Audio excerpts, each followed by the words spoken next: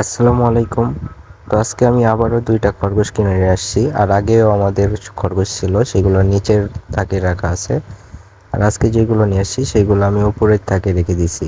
তো ২টার মধ্যে একটা হচ্ছে গিয়া মেয়ে আর একটা হচ্ছে ছেলে। তো যেটা মেয়ে ওইটা অলরেডি প্রেগনেন্ট, অল্প কিছুদিনের মধ্যেই বাচ্চা দিবে।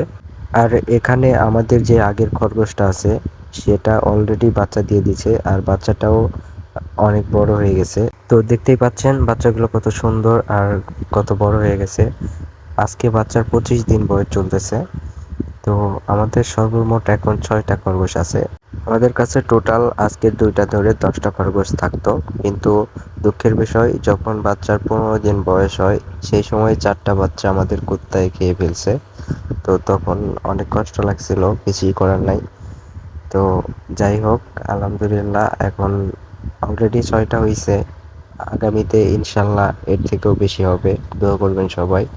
আর আমি এখন খরগোশকে খাবার দিয়ে দিচ্ছি ভুসি।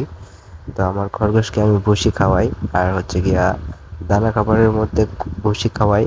আর তারপরে আপনার ঘাস তো অলরেডি থাকেই, দেওয়াই থাকে সব সময়।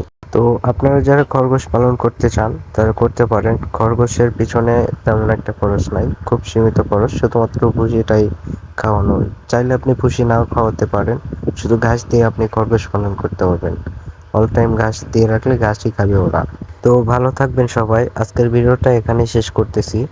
দেখা হবে আবার নতুন কোনো ভিডিওতে। আল্লাহ হাফেজ।